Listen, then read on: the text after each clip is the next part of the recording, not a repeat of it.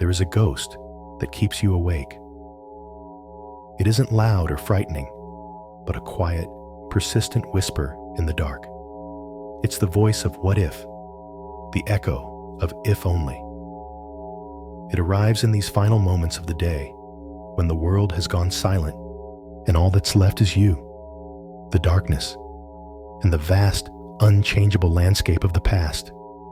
It's the ache of a choice made, a word spoken, or a path not taken. This ghost doesn't rattle chains. It simply replays a scene, over and over, asking you to look again at what you can no longer touch.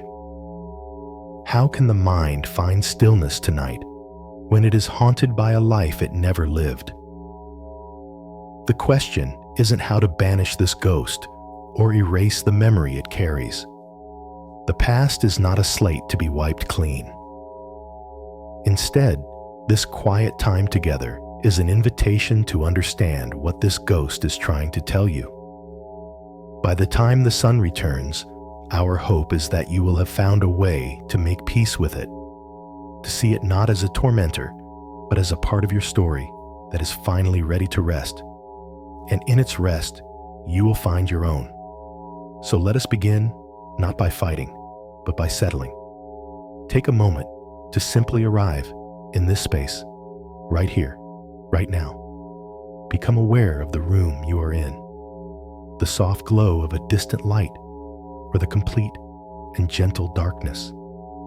Notice the specific quality of the silence, the hum of the house, the sound of the wind outside, or the deep quiet of a city asleep.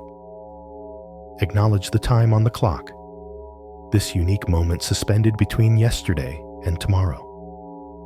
This time is entirely yours. It has been carved out of the universe just for you.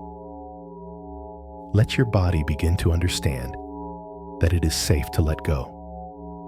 Allow your attention to drift to the crown of your head, feeling a sense of softening, a gentle release of all the thinking and planning and worrying that gathered there throughout the day. Let this feeling of ease travel down into your forehead, smoothing out any lines of tension. Allow your jaw to unclench, letting your tongue rest softly in your mouth. This is where we hold so much unspoken stress. Give it permission to dissolve. Let that wave of relaxation pour down into your neck and your shoulders. For so many of us, this is where we carry the weight of our responsibilities and the weight of our regrets. Imagine that weight for tonight simply melting away, as if your shoulders are becoming warm, heavy, and sinking down into the surface beneath you. Feel this peaceful release flow down your arms, through your elbows, and into your hands, all the way to your fingertips. There's nothing to hold on to right now, nothing to fix, nothing to grasp. Your hands can simply be at rest. Bring your awareness now to your chest, the space that holds your heart. Without trying to change anything, just notice the gentle rhythm of your breath. With each inhale, you are bringing in calm. With each exhale, you are releasing the day. If you notice a tightness here, a familiar ache tied to the memories that visit you at night, just meet it with your breath. You don't need to force it away. Just breathe with it, creating a little more space around it. Imagine your breath is a gentle tide, washing over that feeling, softening its edges. Allow this gentle wave to continue downward, into your stomach and your abdomen. This is our center of intuition, and often a place where we store our deepest anxieties. Let the muscles here soften. Release the need to hold anything in. Just let your belly be soft and relaxed as you breathe. Feel the release travel down into your hips, your legs, your knees. Our legs carry us through our days, through every step of the journey that has led us here. Tonight, they can rest. Let go of all the striving, all the running. Allow them to feel heavy, grounded, and completely supported. Finally, let this sense of profound peace flow all the way down to your feet, to the very tips of your toes. Your whole body, from head to toe, is now beginning to enter a state of deep, gentle rest. It is safe, it is calm, and it is here, in this place of physical peace, that we can set our intention for the journey of the mind. Tonight is not about forgetting. It is not about pretending that the past didn't happen, or that your feelings about it are not valid. Forgetting is not healing. Tonight is about something far more profound and far more gentle. It is about making peace. It's about turning toward that version of yourself from yesterday, or from 10 years ago, not with judgment, but with curiosity and a deep, abiding compassion. We will learn to separate the decision from the outcome, the intention from the consequence. We will honor the path that was taken, with all of its unexpected twists and turns, recognizing that it has, in its own mysterious way, brought you to this very moment of healing. The goal is not to wake up tomorrow with a different past, because that is impossible. The goal is to wake up with a different relationship to your past. A relationship founded on understanding, forgiveness, and the quiet wisdom that you have always been doing the best you could with the awareness you had at the time. Think of it like this. You have been carrying a heavy stone in your pocket for a very long time. You take it out at night, examining its sharp edges, feeling its weight, remembering the day you first picked it up. You cannot destroy the stone. It is a part of your journey. But tonight, you can learn to set it down beside you. You can learn to see it not as a burden, but simply as a stone, a part of the landscape you have traveled through. And by setting it down, you free your hands. You lighten your heart. You allow your body to finally find the deep, untroubled rest it so deeply deserves. This is the work we will do together, gently, quietly, with no force and no struggle. We are simply creating a space where the ghost of your past can finally be seen, be heard, and be at peace. And so, as you lie here, feeling the weight of your body, the rhythm of your breath, know that you are in the right place. You have answered a quiet call from within yourself, a call for peace, a call for rest. There is no need to analyze or try to figure anything out. Your only task now is to listen, to feel, and to allow. Your subconscious mind knows precisely what to do with these words, these ideas. It knows the path to healing.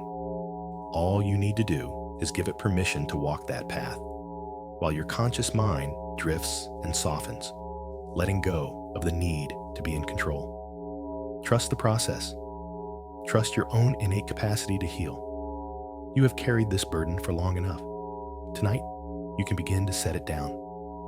The journey begins with a single, gentle breath, inhaling peace, exhaling the struggle. We are not here to fight the memories that arise in the darkness. We are here to welcome them home, to understand their purpose, and to finally let them sleep. And in doing so, to let yourself sleep too. Deeply, peacefully, without the weight of yesterday. The rest you seek is not a distant shore. It is a quiet harbor waiting for you, right here, inside yourself. Let's drift into that harbor together. As your body continues to soften, sinking deeper into a state of ease, your mind may still be active. This is perfectly natural. The mind has its own rhythms, its own currents, and as the external world fades away, the internal world often becomes more vivid. So let's not resist this. Instead, let's simply notice what is present. In the quiet theater of your mind, There is often one particular scene that plays on a loop, one memory, one conversation, one decision that seems to have a life of its own. You don't have to go searching for it. In fact, it will likely find you. Just by creating this quiet space, it may already be starting to surface. So, gently, and without any judgment at all, allow yourself to notice which scene is on replay for you tonight. Is it a conversation you wish you could have again, but differently? A moment where you turned left and you've spent years wondering about the path to the right? Is it a word you said or a word you left unspoken?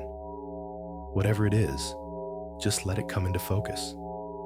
There is no need to push it away or to cling to it. Our only task is to acknowledge its presence, like noticing a familiar shape in the clouds. This memory has a certain gravity to it, doesn't it? A pull. It's as if it generates its own energy field, drawing your attention into its story, demanding that you participate. You can feel its magnetic quality, the way it insists on being heard, on being re-examined. For so long, you have likely been swept up in this pull. The scene begins, and before you know it, you are no longer resting in your bed, but you are back there in that room on that day, feeling the same emotions, thinking the same thoughts, caught in the same loop. It is exhausting. It is the very thing that keeps true rest at bay. But tonight, let's try something different. Let us not get swept away by the current. Let us instead sit on the riverbank and simply watch it flow by.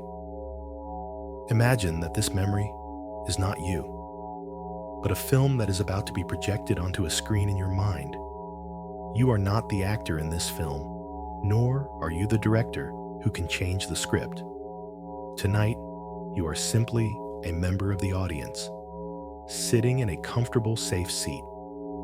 You are here to witness the story, not to relive it. Take a deep, gentle breath, and as you exhale, imagine the lights in the theater dimming. The screen flickers to life, and there it is. The scene begins. See the setting. Notice the colors, the quality of the light. Were you indoors or outdoors? What time of day was it? Just observe the details as a curious, detached witness. Now, see the people in the scene, including the version of you who lived that moment. Look at that person with gentle eyes. See their posture, the expression on their face. You can see things now that they could not see then. You have a wider perspective. Listen to the sounds, the words being spoken, but hear them as if they are part of a soundtrack, slightly muted, coming from the screen rather than from inside your own head. You don't have to respond. You don't have to defend yourself. You don't have to explain anything. You are just watching. Notice the feelings that arise in the scene. Perhaps there is confusion, or fear, or hope, or sadness. See those emotions as colors swirling on the screen, a part of the story being told. But you, in your seat, remain anchored in the calm of this present moment. You can feel the steady rhythm of your own breath, here and now, even as the story unfolds over there. This creates a small space, a tiny, precious gap between you, the observer, and the memory, the observed. This space is freedom. This space is peace. The memory has been playing on a loop for a reason. The mind replays unresolved events in an attempt to find a different ending, to solve a problem it perceives as unfinished. It's like a computer running a program over and over, hoping for a different result. It does this not to punish you, but because it is trying to protect you, to learn from the past. But by getting caught in the loop, by becoming the actor again and again, we give the program more energy. We tell the mind, yes, this is still an active, urgent threat that needs solving right now. By choosing to be the witness, you are doing something profoundly different. You are signaling to your mind that you are no longer in danger. You are showing it that while the story is real and the feelings were valid, the event is over. It exists now only as a collection of light and sound on a screen. It no longer has power over the you that is breathing here in the safety of this moment. So just for a little while longer, continue to watch. If you find yourself being pulled into the screen, onto the stage, just gently notice it. And then, with compassion, guide yourself back to your seat in the audience. Come back to the feeling of the surface beneath you. Come back to the sound of your own quiet breath. Each time you do this, you strengthen your capacity to remain centered. You are not ignoring the film. You are simply choosing not to let it consume you. See how the scene plays out to its familiar end.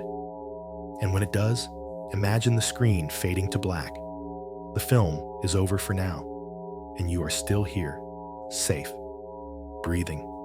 In this room, in this moment, you have successfully created a space of separation, a quiet buffer of peace between you and the story. You have witnessed it without being broken by it. This is the first and most crucial step. Acknowledging the scene, honoring its power, and discovering that you are, and always have been, more than the stories you carry. You are the stillness that holds them. Now that we have created a small, quiet space between you and the memory, let us turn our attention with that same gentleness to the effect that this story has had on you. For all the time this film has been playing in the back of your mind, it has not just been a mental exercise. It has been a physical experience. Carrying the past, especially the parts we regret, has a tangible weight. It is not just an idea. It is a burden that the body is forced to carry, often in silence, day after day, and most especially, night after night.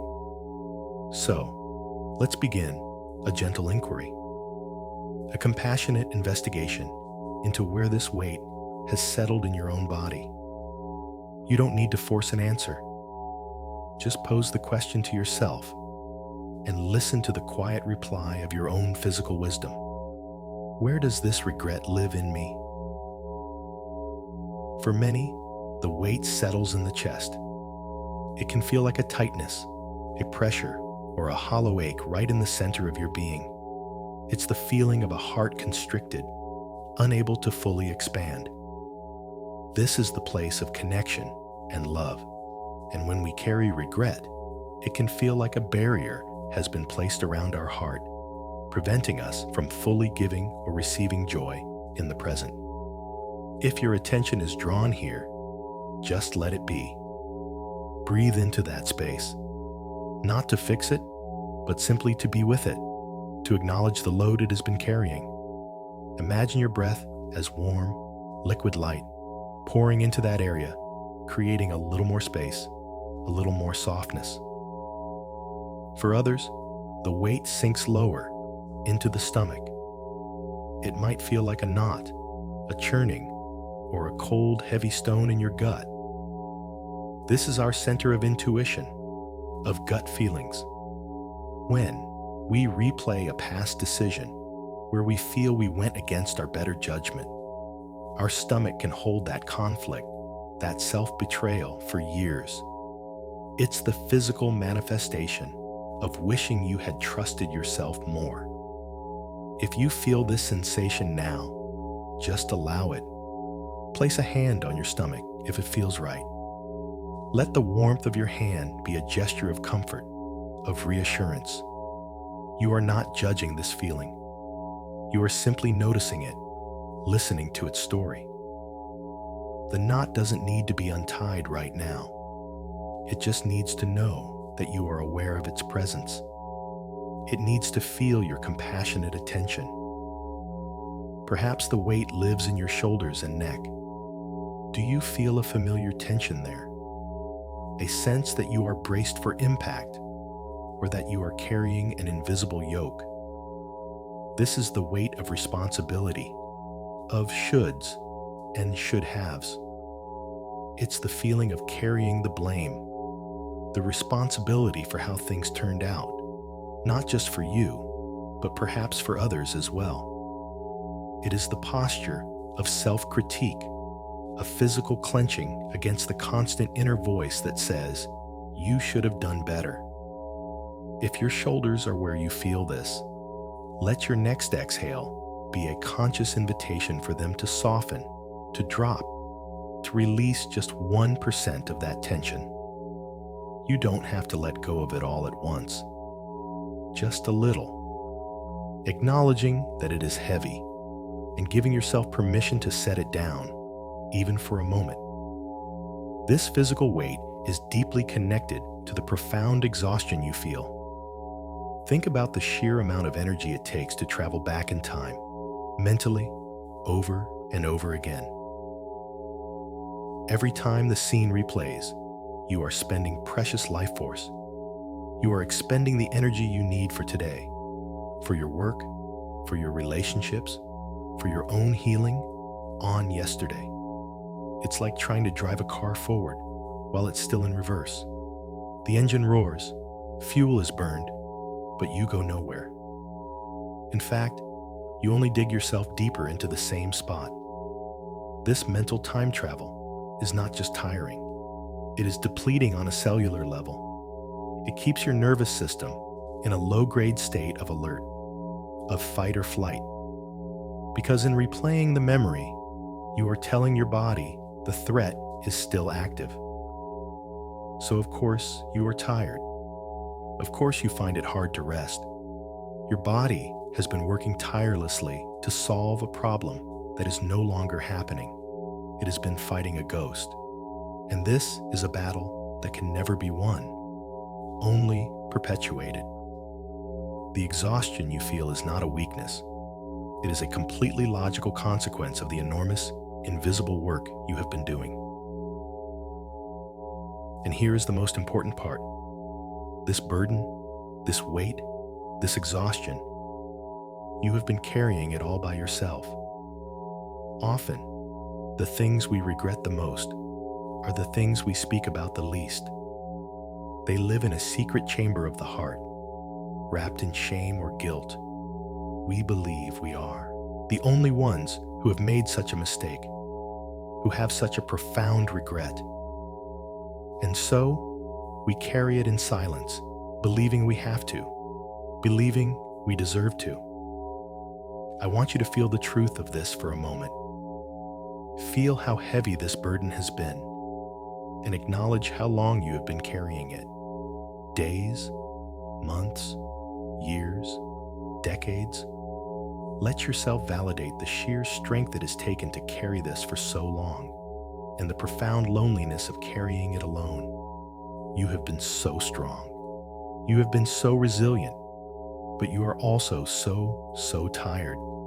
And it is okay to be tired of it now. It is okay to want to set it down. Recognizing the weight, feeling its presence in your body, and validating the exhaustion is not an act of self-pity.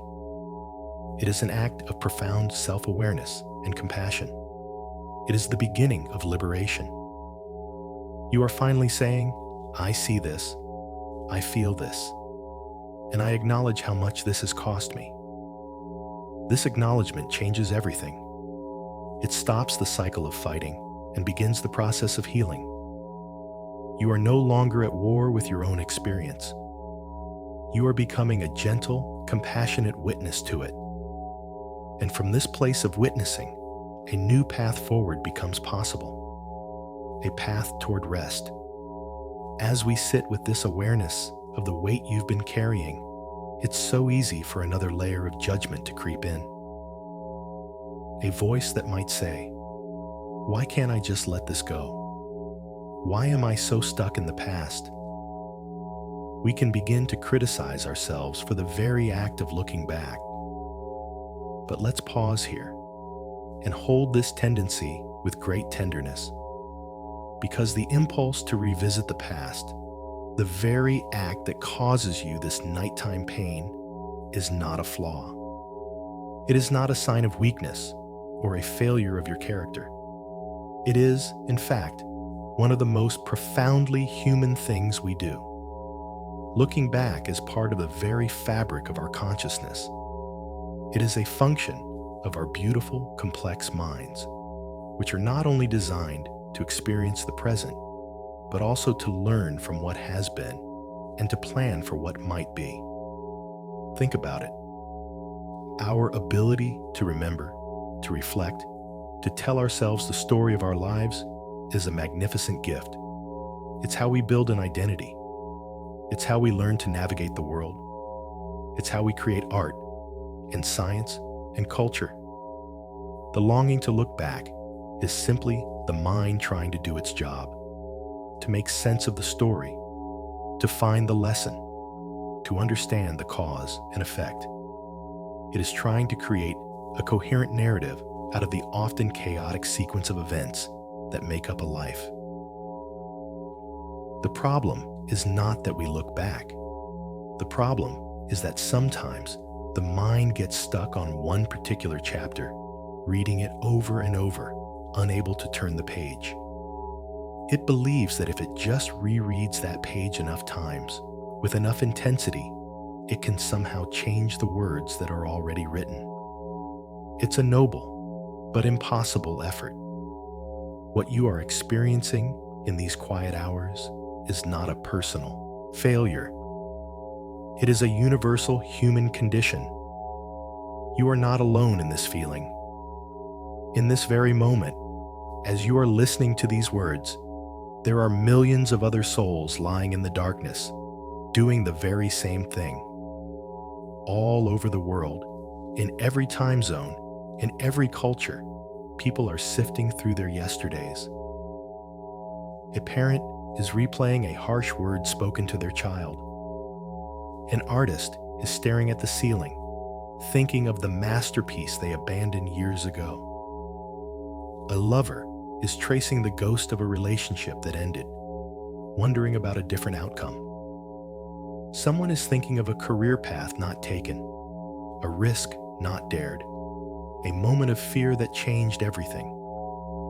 Every single person you have ever met, from the most confident to the most serene, has moments in their history they wish they could rewrite. Every human heart carries a collection of what-ifs and if-onlys. This is part of the price of admission to a life of consciousness, a life of choices, a life where we love and care and try our best, and sometimes fall short of our own ideals. So, the first step in softening the grip of regret is to release the shame of having it. Your desire to revisit the past does not mean you are broken. It means you are human. In fact, let's reframe it even more deeply. Your desire to revisit the past shows how deeply you care about your life. It shows that your choices matter to you. It proves that you have a conscience, a moral compass. The pain of regret is, in a strange way, a testament to your own goodness. It is the friction between the person you were then and the person you are now, with the wisdom you have gained. Someone who didn't care at all would feel no regret. They would move through life, leaving a wake of unexamined choices, feeling nothing. Your pain is a sign of your growth. It is evidence that you are a person who strives, who reflects, who wants to be better, kinder, wiser. The fact that this memory haunts you is proof that you have evolved.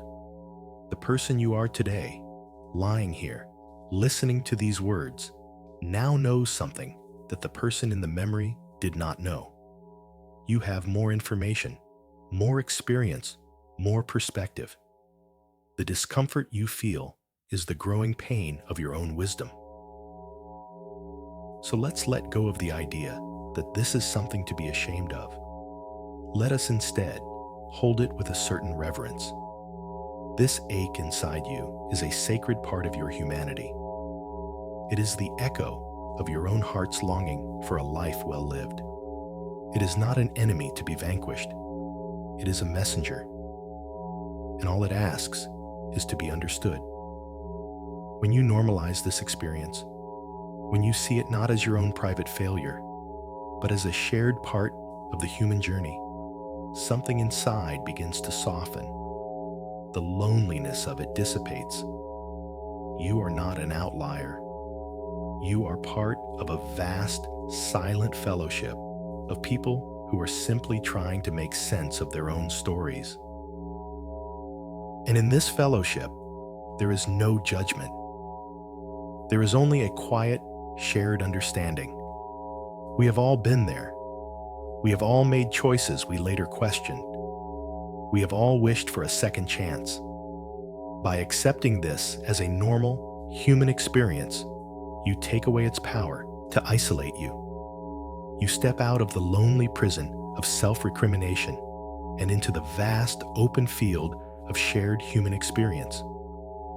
Your heart's longing is not a flaw. It is your guide. It is pointing towards something that needs healing, something that needs compassion. And by turning toward it, not with fear, but with this newfound understanding, you begin to transform it. The ghost that keeps you awake is not a monster. It is just a lonely, misunderstood part of you, asking to be seen. And tonight, we are learning to see it. As we continue to hold this past self and this powerful memory with a more gentle awareness, it is crucial that we do not bypass the pain. A common pitfall in any healing journey is the rush to feel better, to find the silver lining, to force a positive spin on a difficult experience. But true peace is not built on a foundation of denial. It is built on a foundation of honest, compassionate acknowledgement.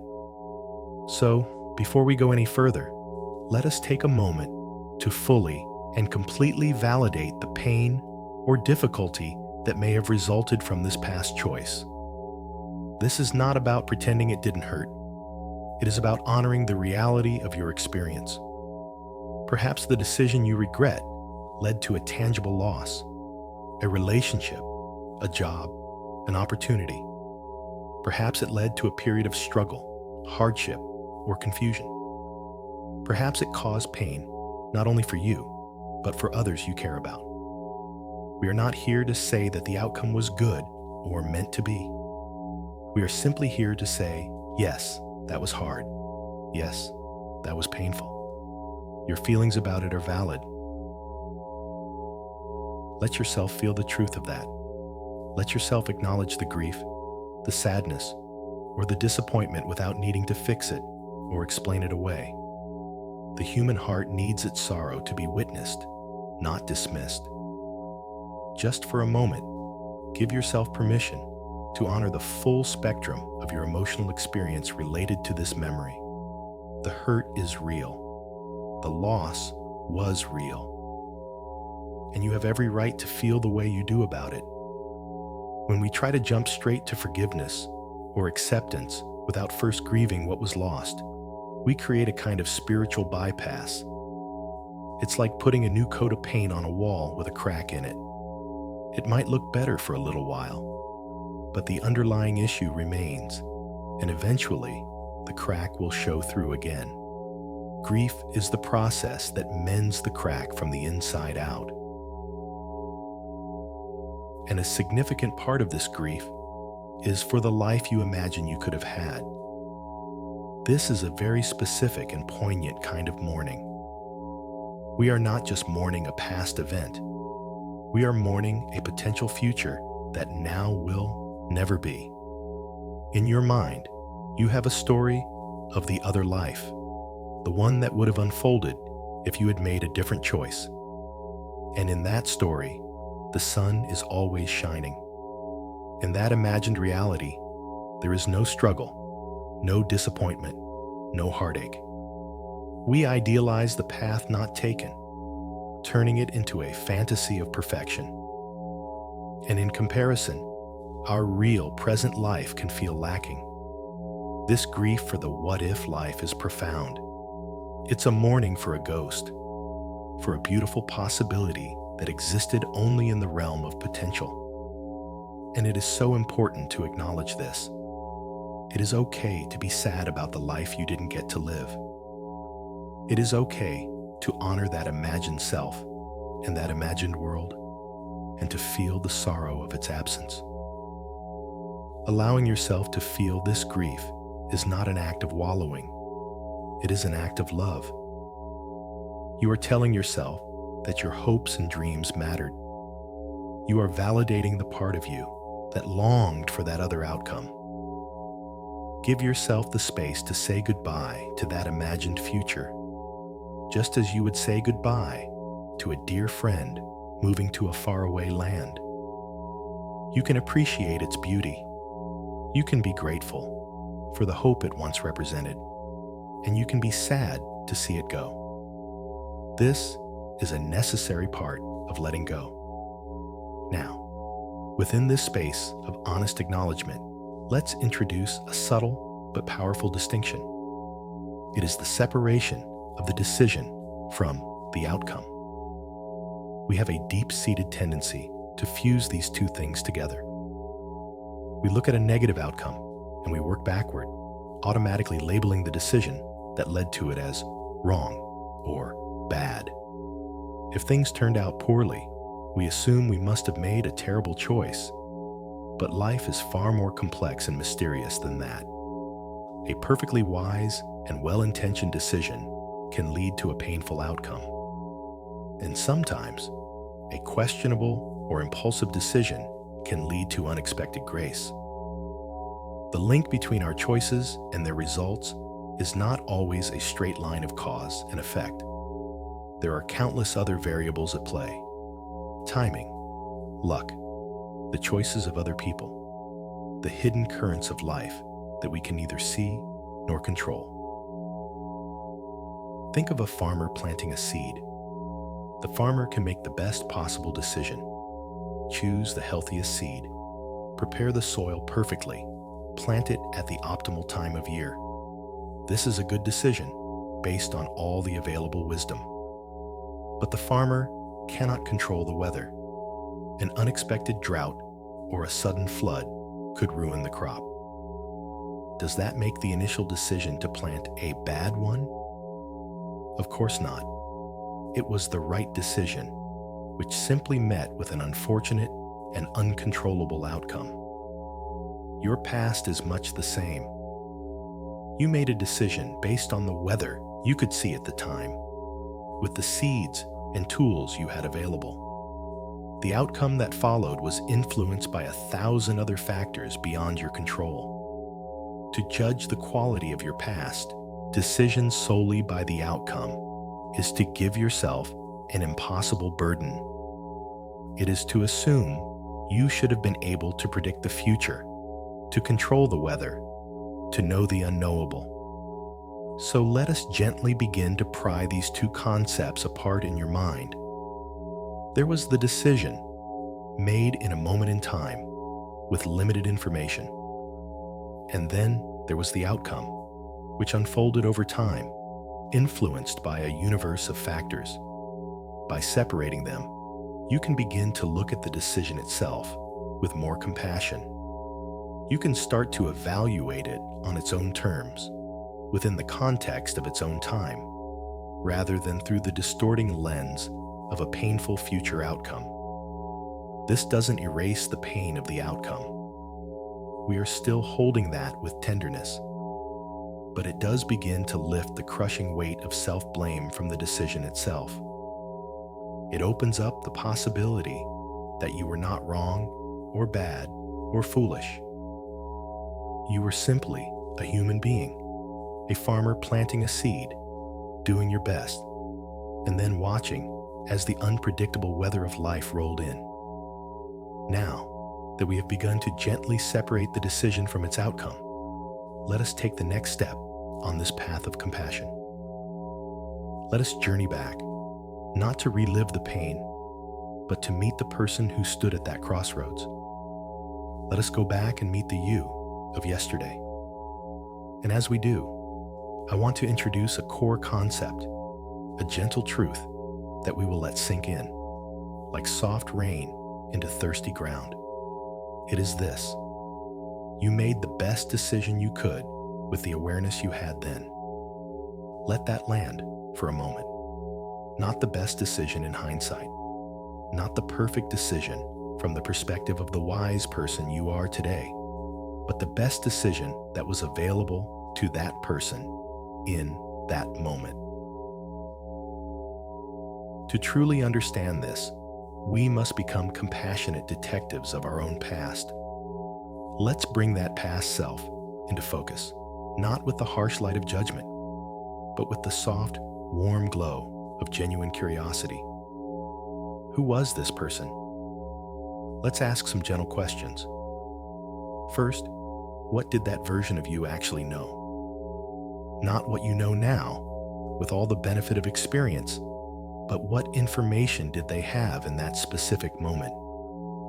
We often forget how much of the picture was missing back then. We look back and think, it was so obvious, but it wasn't obvious then. Then it was a confusing, incomplete puzzle. That you of yesterday was operating with a fraction of the data you have today. They couldn't see the next chapter, the hidden motivations of others, or the long-term consequences. They were standing in the middle of the story, not at the end, reading the summary. Honor their limited perspective. They were not foolish. They were simply uninformed by the future. Now, let's ask another question. What were they afraid of? Fear is one of the most powerful motivators in human decision-making, and it is often invisible in hindsight. What was that past self trying to avoid? Were they afraid of being abandoned, of failing, of being seen as weak or incompetent? Were they afraid of conflict or of disappointing someone they loved? Often, the choices we regret are choices made not in a moment of clarity and courage, but in a moment of deep, often unconscious fear. That you of yesterday wasn't necessarily choosing what they most wanted. They may have been choosing what they were least afraid of. They were seeking safety. They were trying to protect themselves from a perceived threat. See if you can connect with that fear, not to judge it, but to understand the incredible pressure it was exerting on them. That fear was real to them, and it shaped their world. And what about their resources? What inner and outer resources did that person have at their disposal? Think about it. How was their emotional health at the time? Were they rested and resilient? Or were they exhausted, stressed, and running on empty? A decision made from a place of depletion is going to look very different from one made from a place of fullness. What was their support system like? Did they have wise counsel to turn to? Or were they navigating this decision alone? Did they have the financial security, the emotional stability, or the self-esteem needed to make a bolder choice? We often judge our past selves as if they had access to all the resources we have today. Our current maturity, our current support network, our current wisdom. But they didn't. They had what they had, and they used those resources to the best of their ability. They were building a life with the tools that were in their toolbox at that moment. Perhaps the tools were limited. Perhaps some were even broken, but they were the only tools they had. When you look at this past self through these lenses, their limited knowledge, their deep-seated fears, their available resources, a new picture begins to emerge. You are no longer looking at a flawed, foolish person who made a wrong choice. You are looking at a human being who was doing their absolute best to navigate a complex and difficult situation. You are seeing someone who was trying to survive, to find happiness, to minimize pain, based on the map they were holding at the time. The map may have been wrong or incomplete, but they followed it with the best of intentions. They were not trying to sabotage their future. They were trying to secure it. This shift in perspective is the heart of self-compassion. It is moving from being the harsh judge and jury to being the kind, understanding witness.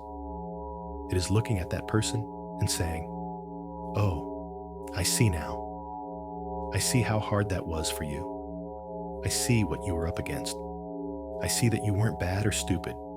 You were just human, and you were trying." This does not mean you have to love the decision or its outcome. You can still wish it had been different, but you can release the need to condemn the person who made it. You can begin to see that past self not as an enemy, not as a source of shame, but as a younger, less resourced part of you who is in desperate need of your current wisdom and compassion. They don't need your judgment. They have had that for years, and it has only kept them, and you, trapped. What they need is your understanding. They need for you to look back at them across the bridge of time and finally say, "I get it. You did the best you could, and it's okay now. You can rest." When you can offer this grace to your past self, you are not letting yourself off the hook. You are finally unhooking yourself from a cycle of self-punishment that has never and will never lead to healing. You are beginning the profound and beautiful process of coming home to yourself. Having met that past version of yourself with newfound compassion, we arrive at a tender and crucial part of our journey tonight. It is the moment of release, but we cannot release what we have not first honored. We cannot let go of what we have not truly held. And so, we must now turn our attention to that beautiful, shimmering, and painful ghost, the other life, the life that might have been, the path not taken. For so long, you have carried this imagined life alongside your real one, and the comparison has been a source of quiet, constant sorrow. Tonight, we will give you full and complete permission to grieve for it. This is not about feeling sorry for yourself. It is a sacred and necessary act of mourning for a dream. Let that other life come into focus in your mind's eye. See it. Feel it. What did it represent to you? Was it a life of more adventure, more peace, more love, more creative expression? Allow yourself to acknowledge the beauty of what you imagined. That fantasy was born from a real and valid longing within you. That longing is not wrong. It is a beautiful part of who you are. So, for a moment, let yourself feel the full weight of the loss of that imagined future. Let the sadness, if it is there, wash over you. If a tear comes to your eye, let it fall. Tears are not a sign of weakness. They are a sign of a heart that is brave enough to feel. They are the holy water of release. By allowing yourself to truly grieve for this what-if life, you are finally giving it the dignity and the farewell it deserves. You are saying, "You were a beautiful dream. You mattered to me, and I am sad that you will never be." This honest grief is what unlocks the cage door. It is the beginning of true freedom. Now let's use a gentle image to help with this release. Imagine you are standing on the bank of a slow, wide, peaceful river. The sun is setting, casting a warm, golden light over everything. The air is still and calm. In your hands, you are holding the story of that other life. Perhaps you see it as a collection of photographs, a rolled-up scroll, or a glowing ball of light. It contains all the hopes, all the scenes, all the feelings of that path not taken. Feel its weight, its texture, its energy in your hands. This is the last time you need to carry it. Moored at the riverbank is a small, simple boat. It is empty and waiting. This boat is not for you. It is for the story you are holding. And your task is not to violently throw the story away, but to place it gently, reverently, into the boat. This is an act of honor, not rejection. So, in your mind, walk to the edge of the water. Take one last look at the story you are holding. Send it a feeling of gratitude. Thank it for the hope it gave you, for the way it illuminated your deepest longings. It was not a mistake to dream this dream. It served a purpose. It showed you what your soul valued.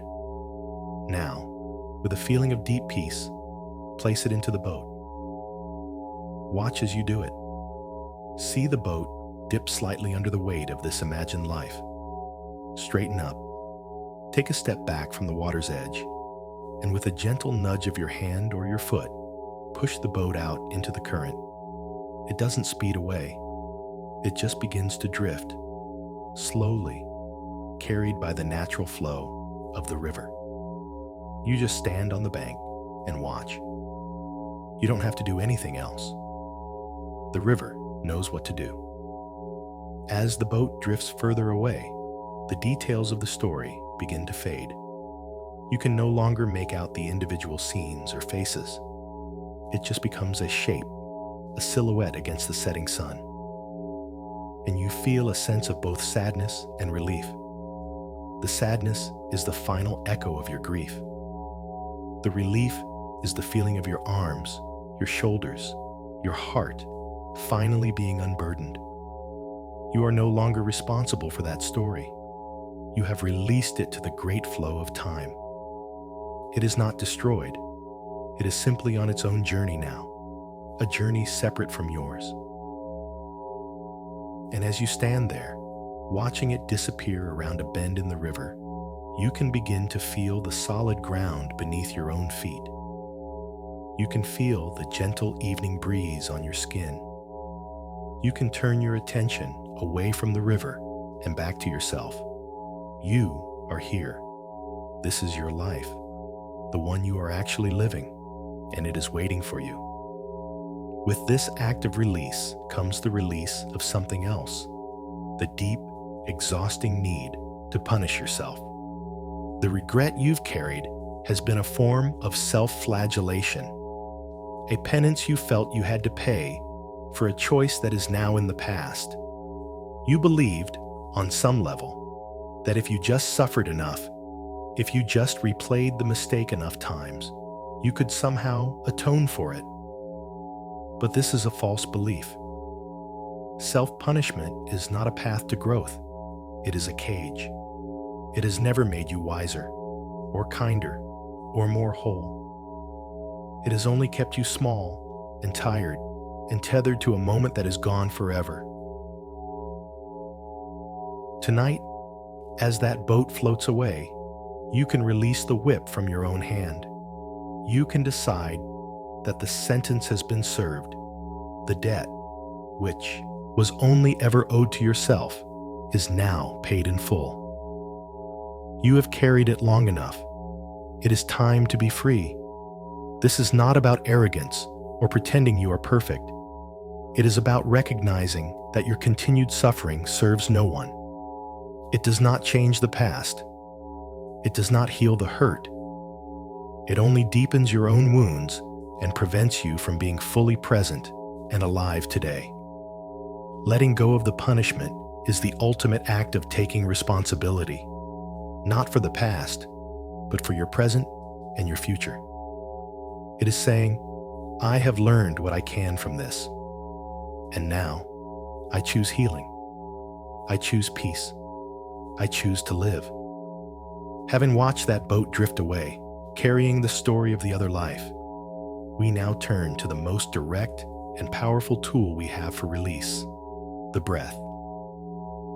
The mind can spin in circles, but the breath is always here, always in the present moment, a steady anchor in the ever-changing sea of thoughts and emotions.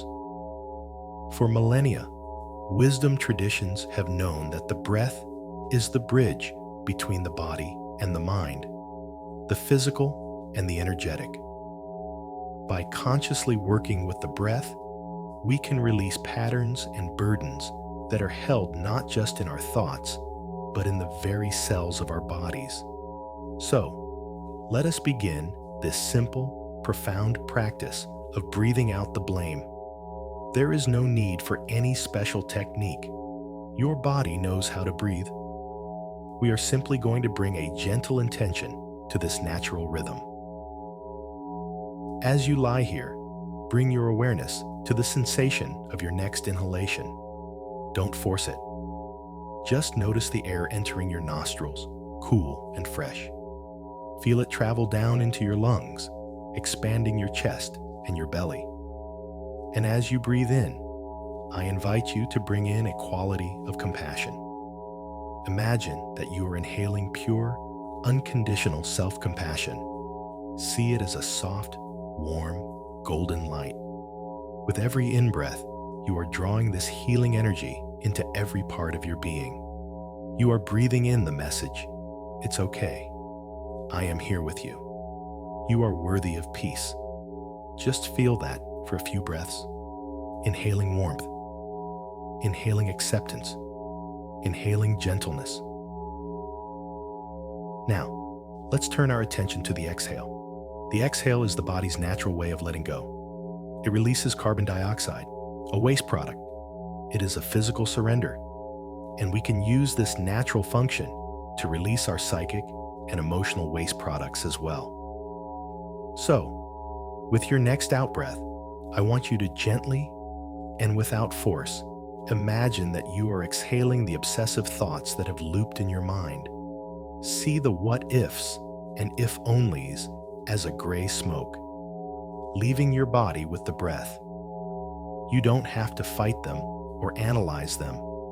You just let them go. You let them ride the wave of the exhale out of your system, dissolving into the air around you. With each out-breath, you are emptying your mind of this old, tired story. Inhaling compassion for the you that made the choice.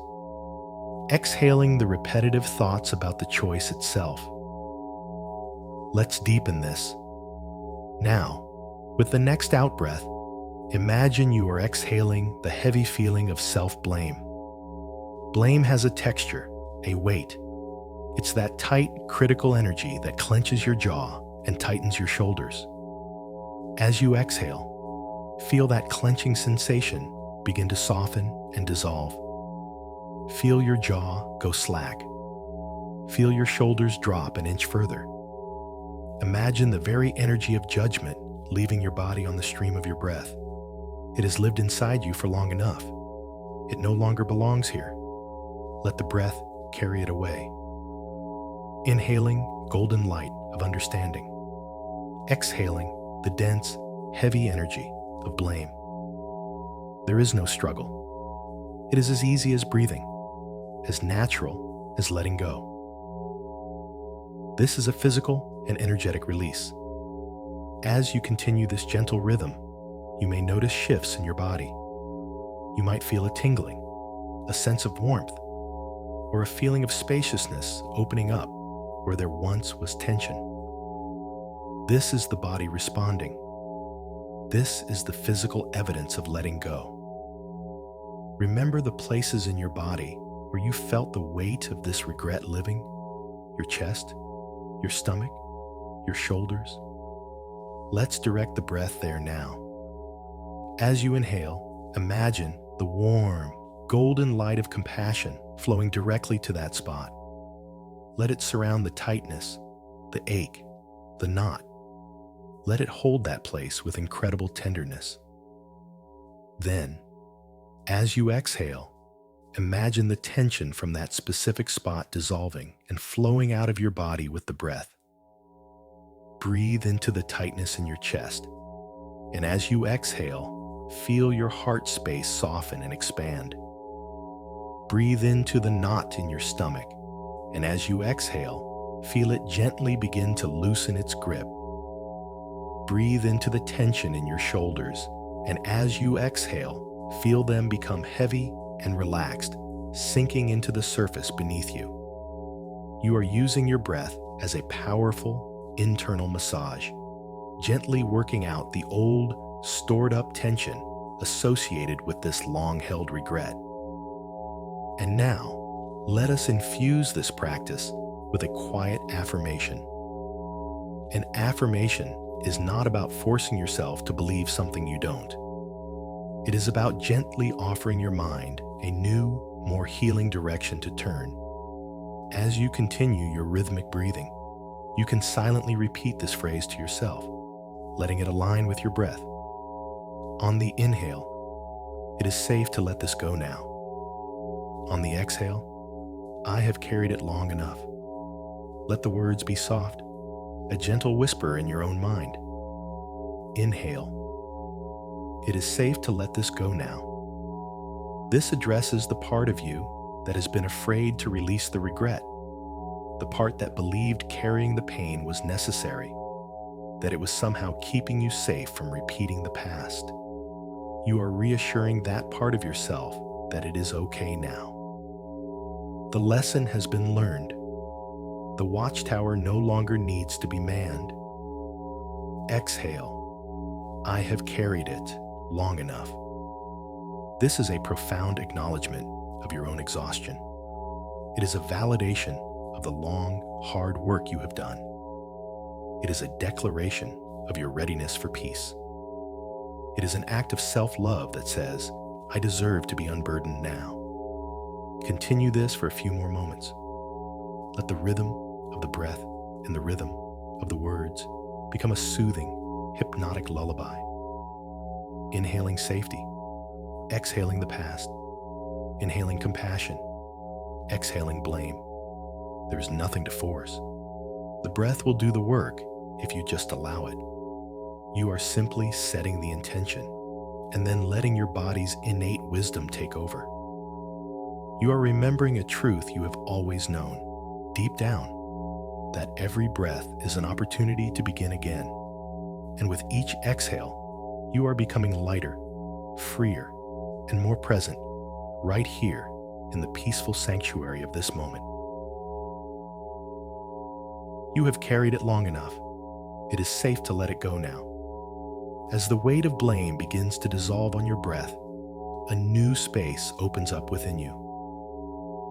For so long, your focus has been entirely on what was lost, on the perceived mistake, on the pain of the path taken.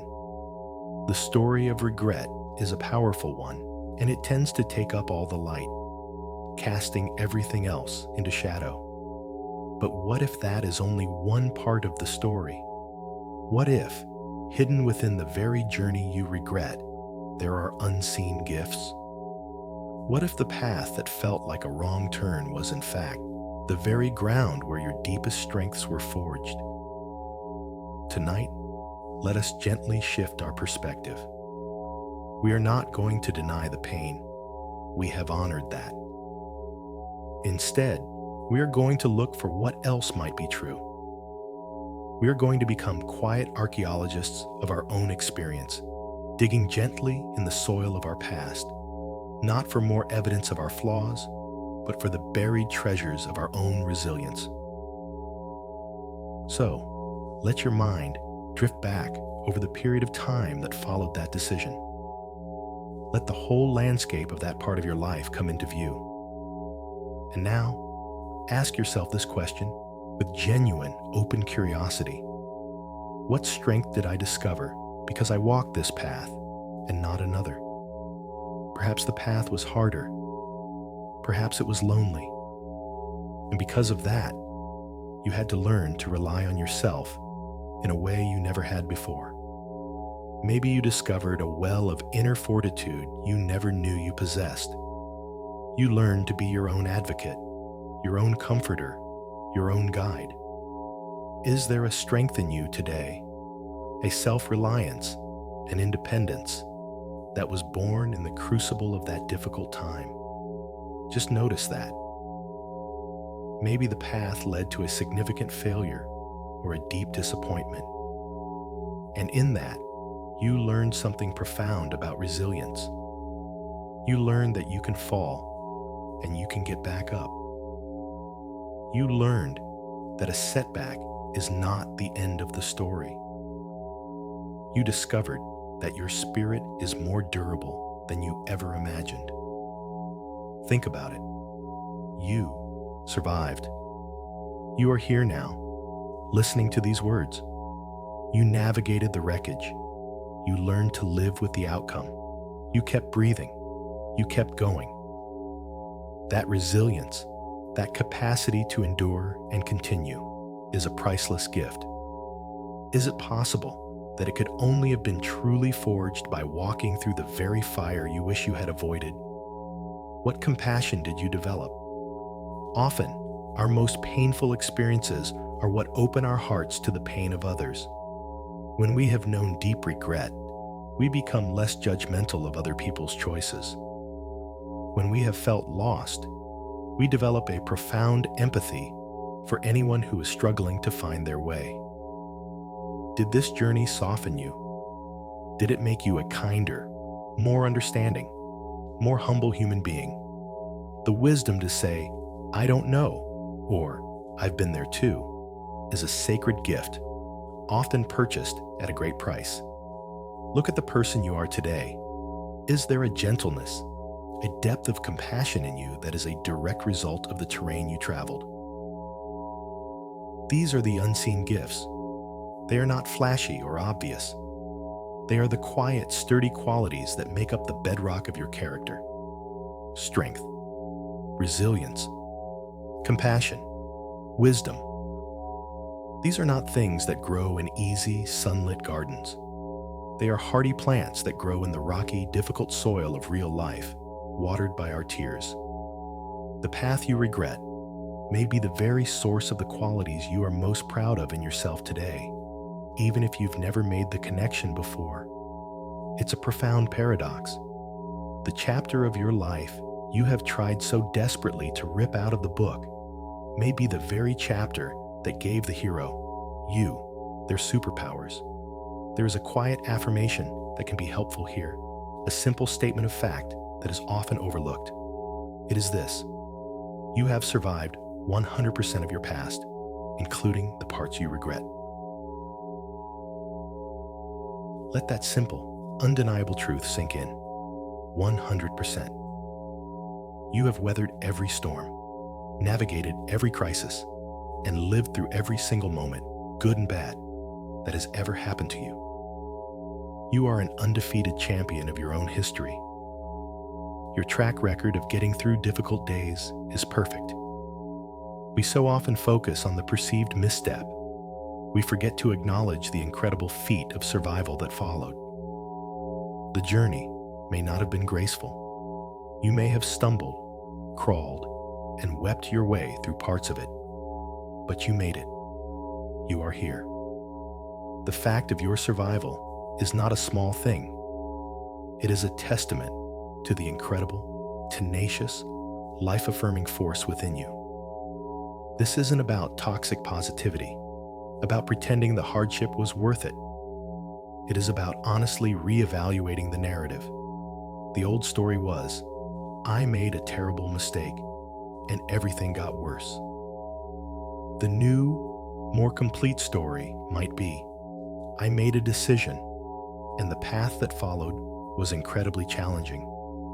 And in meeting those challenges, I discovered a strength and a resilience I never knew I had. The journey was painful, and it made me who I am today.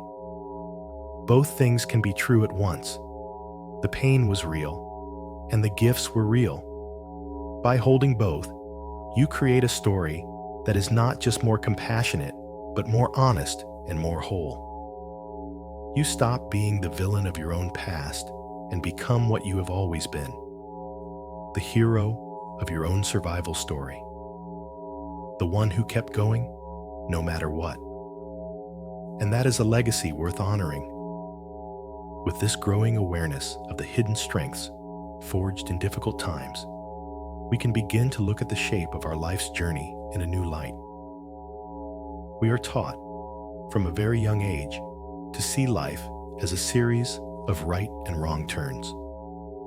A straight path is good, a winding path is bad. We are told to have a plan, a 5-year plan, a 10-year plan, and to stick to it. And when our life deviates from this imaginary straight line, we label that deviation a wrong turn. We see it as a failure, a mistake, a detour from where we were supposed to be. The regret you have been carrying is likely rooted in this belief that you took a wrong turn and that you have been off course ever since. But what if this entire model of right and wrong turns is a fundamental misunderstanding of how a life is actually lived? What if life is not meant to be a straight line at all? Consider this analogy. Think of a river making its way from the mountains to the sea. The river does not flow in a straight line. That would be impossible. To reach its destination, it must curve and wind. It bends around mountains. It flows through deep valleys. It meanders across flat plains. Sometimes its path is wide and slow. Other times it is narrow and fast, rushing through a rocky gorge. From the river's perspective, is any of these curves a wrong turn? Of course not. Every single curve, every bend, every twist is a necessary part of its journey to the sea. The mountain is not a mistake. It is simply a reality that the river must navigate. The valley is not a failure. It is the terrain through which it must pass. The river doesn't judge its path.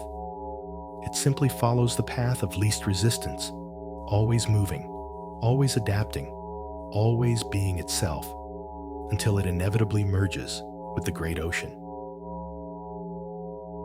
Your life is like that river. The path you have walked has not been a series of right and wrong turns. It has been a winding, necessary path that has led you here to this moment. The wrong turn you have been regretting for so long was not a mistake. It was your river encountering a mountain.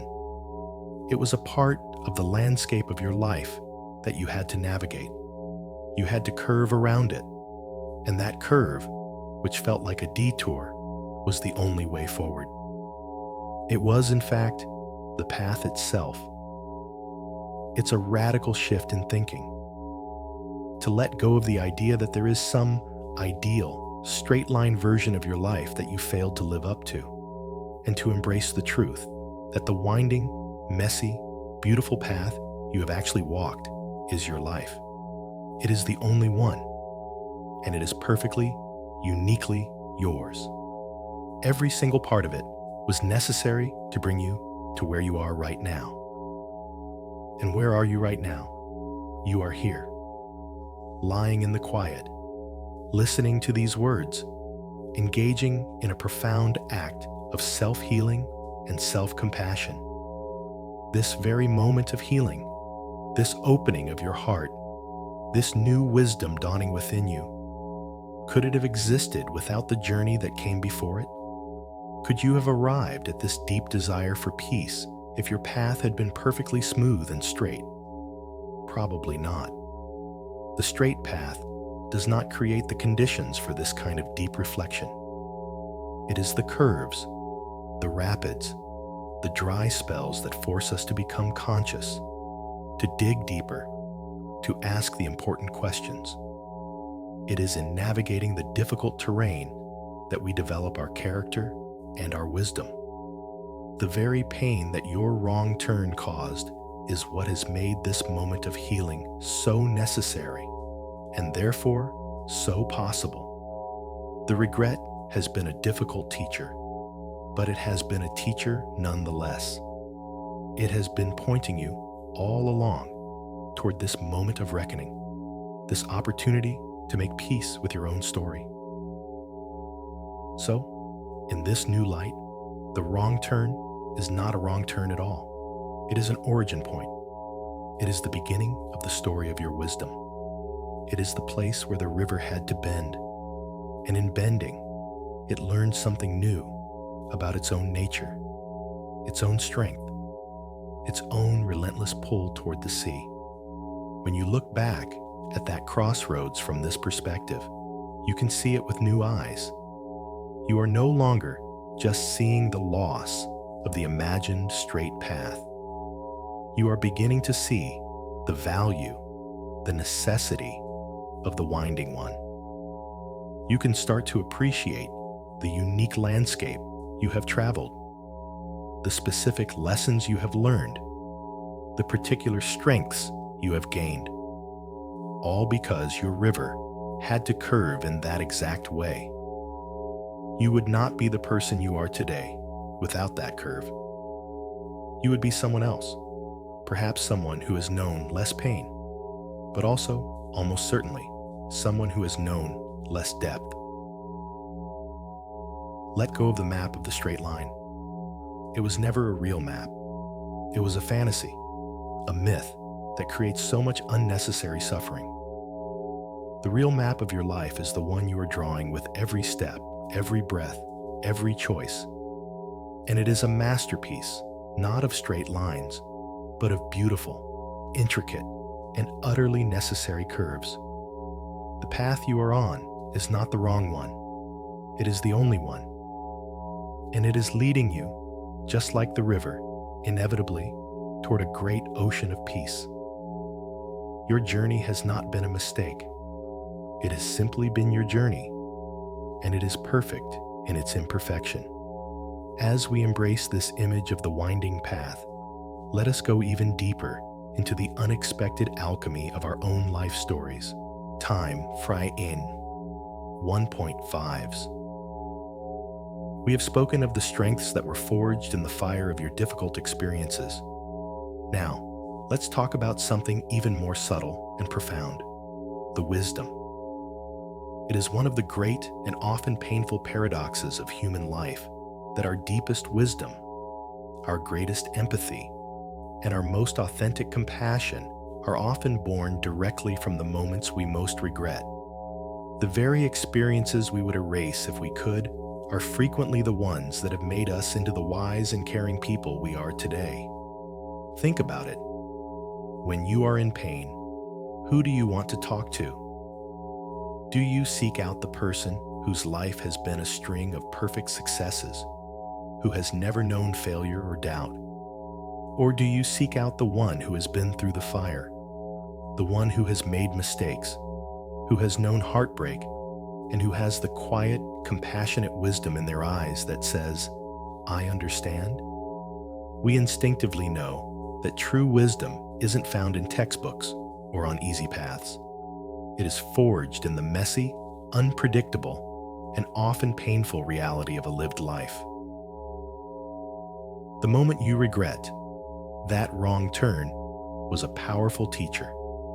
It may have been a harsh and demanding one, but it taught you things you could have learned in no other way.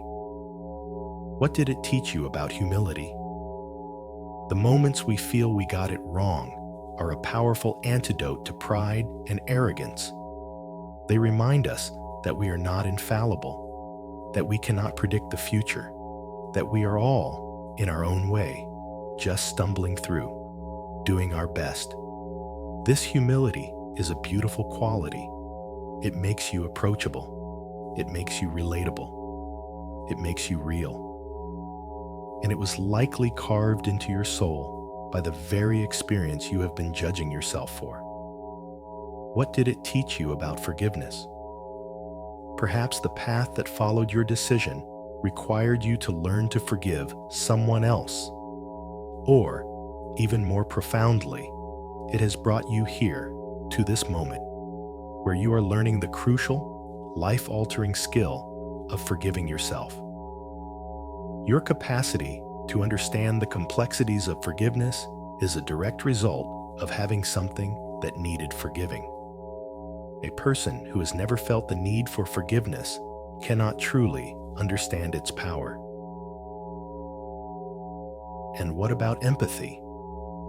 Your experience has given you a unique window into a specific kind of human suffering.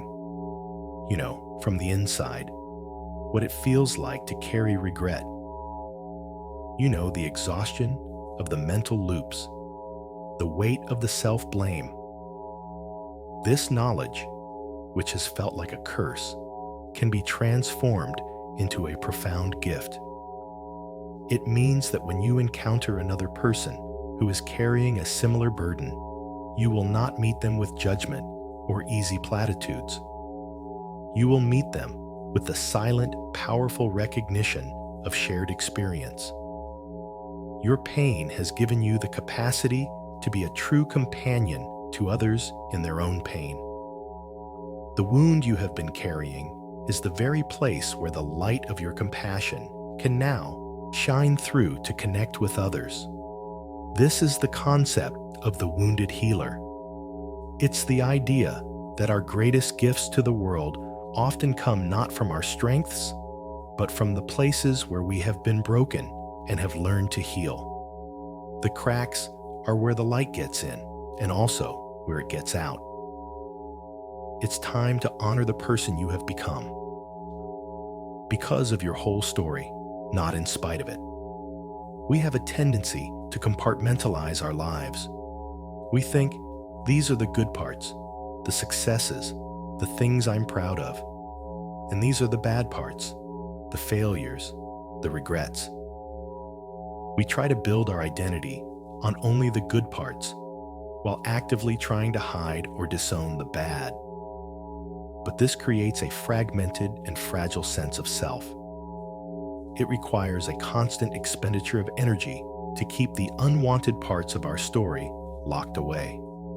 Wholeness comes from embracing it all. It comes from recognizing that the person who is kind, wise, and resilient today is the same person who made that choice you regret. You are not two different people. The wisdom of today was paid for by the experience of yesterday. You cannot have one without the other. To reject your past is to reject the very foundation upon which your present self is built. So, let's re-examine our own capacity for self-reflection. The very fact that you are here, lying in the dark, wrestling with these questions, is a profound strength. Many people move through life on autopilot, never questioning their choices, never examining their motives, never striving to learn from their past. They simply repeat the same patterns over and over. Your capacity for self-reflection, the very thing that has caused you so much pain in the form of regret, is also your greatest asset for growth. It is the engine of your evolution. The challenge is not to turn off this engine, but to learn to use it with compassion.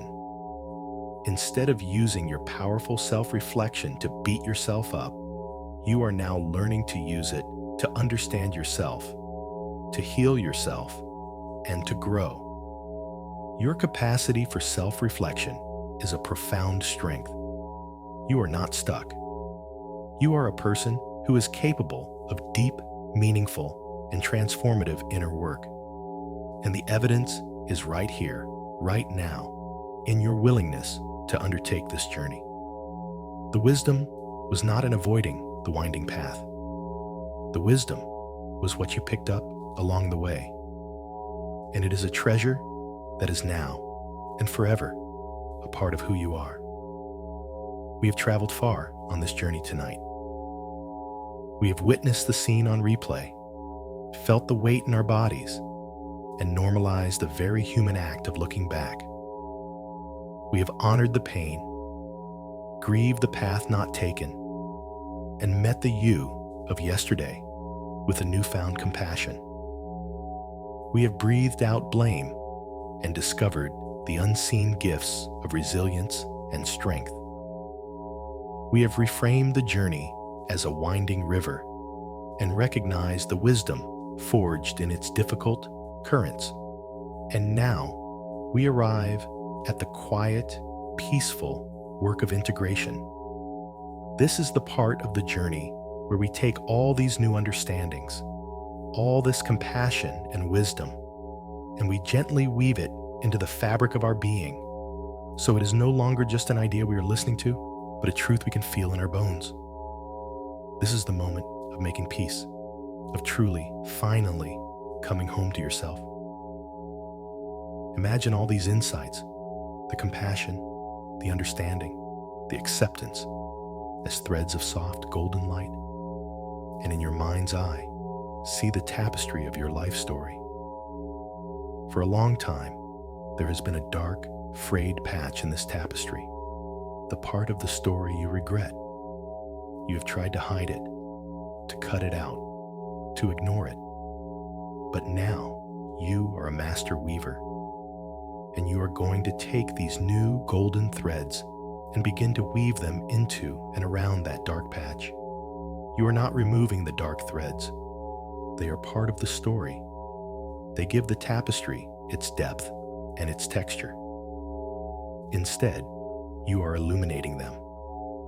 You are surrounding them with the gold of compassion. You are weaving in the understanding of the fear that was present then. You are weaving in the acceptance of the limited resources you had. You are weaving in the silver thread of the resilience you gained. As you weave, you notice something miraculous. The dark patch is no longer an eyesore. It is not a mistake. It has been transformed into a place of intricate beauty, a point of profound depth in the overall design. The gold and the dark together create a pattern more beautiful and more real than either could be alone. This is what you are doing now, in the quiet of your own being. You are reweaving your story, not to change the facts, but to change its meaning, to reveal its hidden beauty. Now, as this new pattern begins to take hold, let us make a quiet, internal promise. This is not for anyone else. It is a sacred vow, made from the wisest part of you to a part that has been suffering for a very long time. Bring that image of your past self back into your mind one last time. See them at that crossroads, full of the uncertainty, fear, and limited awareness of that time. Look them in the eyes. They have been waiting for this moment, for this recognition from you, for so long. And now, from the heart of the compassionate, wise person you are today, make this promise to them. You can say it silently, in your own words, but let it feel like this. I see you. I see how hard you were trying. I understand now. And I will no longer punish you for doing the best you could. From this moment on, I will be your ally, not your judge. I will carry the lessons of your experience with wisdom, but I will no longer force you to carry the burden of my blame. It's over. You are forgiven. You are free. Rest now. Feel the power of that promise. Feel the profound rightness of it. This is the ultimate act of self-healing. It is an internal peace treaty, signed in the quiet sanctuary of your own heart. It is the end of the civil war that has been raging within you. Feel the shift that this promise creates. The part of you that has been bracing for the next round of self-criticism can finally relax. The part of you that has been running the same loop of regret can finally power down.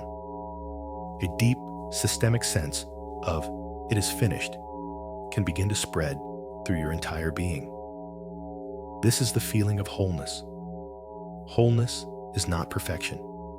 It is not the absence of scars.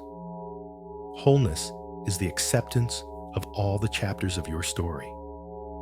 It is the ability to hold the joy and the pain, the successes and the failures, all within the same loving embrace of your own heart. It is standing in the center of your own life and finally saying, all of it belongs. All of it has brought me here. All of it is me. Feel this sense of wholeness as a physical sensation. It might feel like a quiet warmth in your chest, a sense of groundedness in your body, or a gentle stillness in your mind. It is the feeling of coming home after a long, difficult journey. The search is over. The battle is done. You are here, whole and complete, exactly as you are. All the pieces of your past, once scattered and at war with each other, are now being gathered up and integrated into the beautiful, complex, and unique person you are. There is nothing missing. There is nothing to be ashamed of. Your story, in its entirety, is a testament to the resilience and beauty of the human spirit.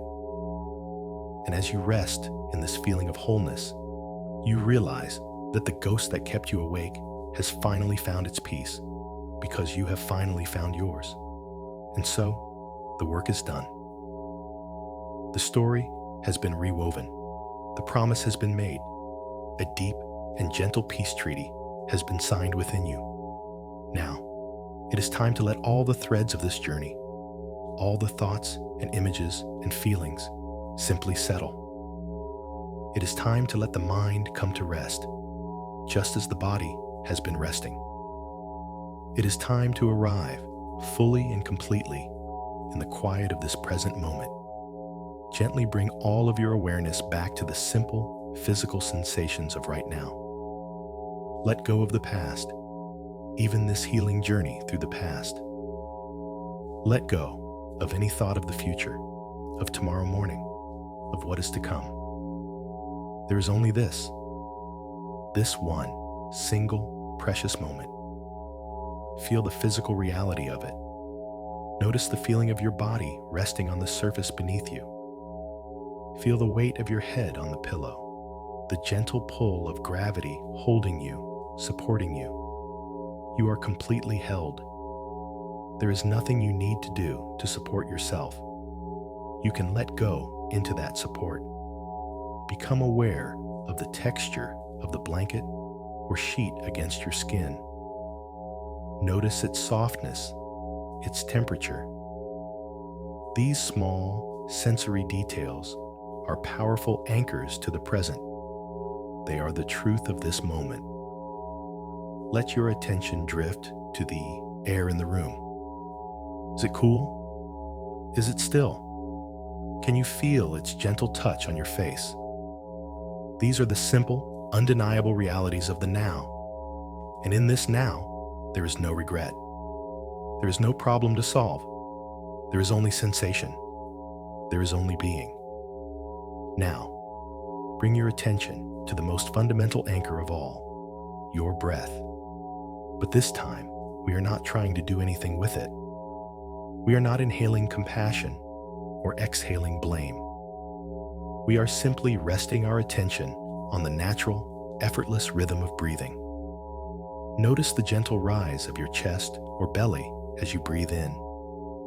Notice the soft fall as you breathe out. There is no need to control it or change it in any way. Your body is breathing you perfectly. It has been doing so every moment of your life, a faithful, constant companion. Let the rhythm of your breath be a soothing lullaby for your mind.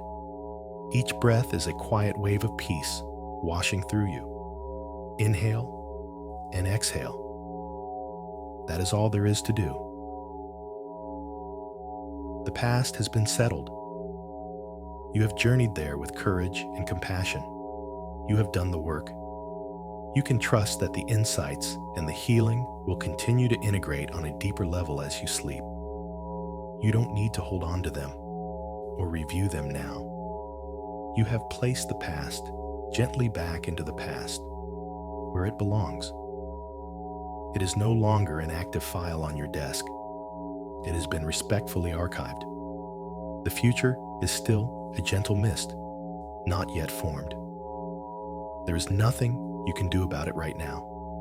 All the planning and worrying in the world will not change the coming of the dawn. So, you can release the future to the future. It will be there when you wake, and you will have all the resources you need to meet it then. For now, it does not require your attention. All that is left is the quiet, sacred space between your breaths. This moment and this moment. There is only this breath and this moment of peace. The mind may still offer up a stray thought, an echo of the day, a flicker of a plan. This is what minds do.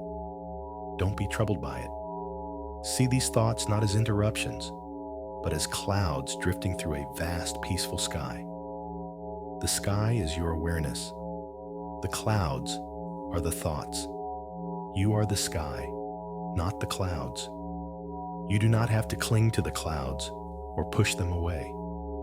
You can simply watch them drift by, appearing and disappearing, without disturbing the vast, silent stillness of the sky that you are. The past is settled. The mind can be still. This stillness is not an emptiness. It is a fullness. It is the peace that comes when the inner battle has ceased. It is the quiet hum of a system that has returned to its natural state of balance. It is the feeling of being completely and utterly at home in your own skin, in your own life, right here, right now. There is nowhere else you need to be, nothing else you need to be doing. You are exactly where you are meant to be, resting, healing, being. Let this deep sense of stillness be the final word of the day. Let it be the gentle ground into which you can now sink, deeper and deeper, into the restorative embrace of sleep. Your journey is complete. The rest is now yours to receive. As you rest in this deep, quiet stillness, a gentle transition is beginning to happen. The veil between waking awareness and the world of sleep is growing thinner. This is a sacred, liminal space, a soft twilight of the mind where we can plant a seed of intention for the morning to come. We are not asking for anything, not striving. We are simply placing a gentle suggestion into the fertile soil of the subconscious mind, which will be tended and nurtured in the deep, healing darkness of sleep. The seed we are planting tonight is the promise of a new morning, a morning that will feel different, a morning of waking up with a lighter heart, free from yesterday's weight. Imagine, just for a moment, what that will feel like. See yourself waking, naturally and gently, with the first light of dawn. And as awareness returns to your body, notice a feeling of lightness in your chest.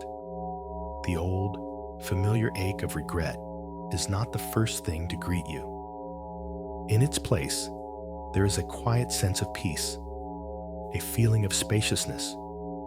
You can take a full, deep breath without that familiar constriction. Your mind is calm and clear, not immediately snagged by the old loop of if only. This is the gift you have given yourself tonight. You have done the work, and the fruit of that work is a morning of freedom. A morning where the first page of the day is truly blank, not already scribbled over with the ink of yesterday. Hold that image, that feeling, for just a moment. Let your heart know that this is possible. Let your whole being absorb the truth that you are not condemned to wake up with this burden forever. A new way of being is dawning. And now, it is time to give your mind and body full and complete permission to switch off. For so long, a part of you has been vigilant, standing guard, believing it needed to keep replaying the past in order to protect you. It has been a loyal but misguided century. Tonight, you can thank that part of you for its service. You can acknowledge its intention to keep you safe, and then you can gently relieve it of its duty. You can say to it, Thank you. I have seen the message. I have learned the lesson. Your work is done now. You can stand down. You can rest. Give your mind permission to stop figuring things out. The time for analysis is over. The time for understanding is complete. Now is the time for pure, simple rest. You can release the need to control, the need to manage, the need to solve. You can surrender to the profound, innate intelligence of your body and your subconscious mind. They know how to heal. They know how to repair. They know how to integrate. All they need is for your conscious, thinking mind to step aside and allow the deep work to be done. Let's use one final analogy to carry you into sleep. Think of your mind as a beautiful, vast beach at the end of a long day. All day long, there has been much activity. People have walked across the sand, leaving footprints.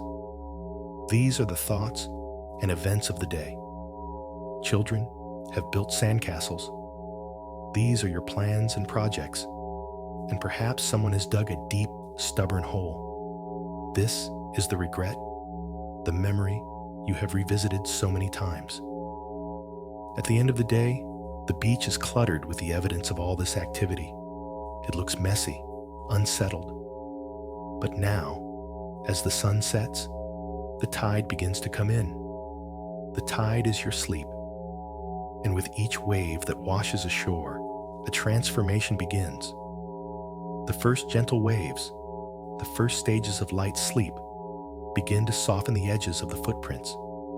They gently lap at the base of the sandcastles, starting to smooth them out. As you drift deeper, the waves become stronger, more consistent. They wash over the entire beach now. And with each pass, the sand is cleansed. The footprints disappear. The sandcastles dissolve and become one with the beach again. And that deep, stubborn hole, the tide does not struggle with it. It does not judge it.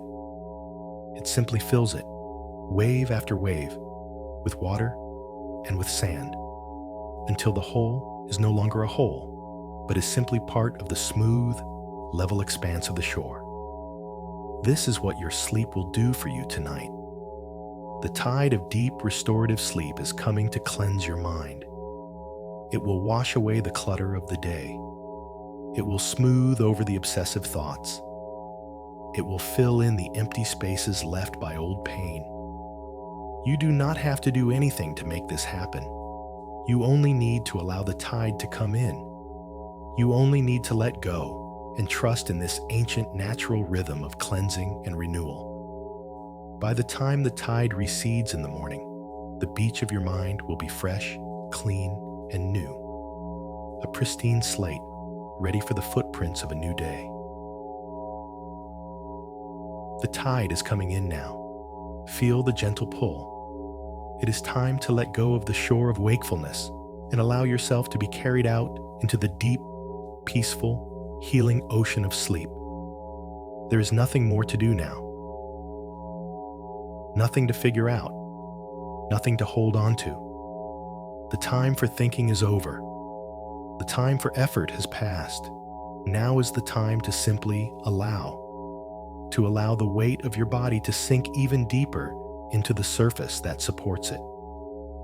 To allow the gentle rhythm of your breath to become softer, shallower, almost imperceptible. To allow the boundaries of your physical self to soften and dissolve into the gentle darkness around you. Just allow. Just rest.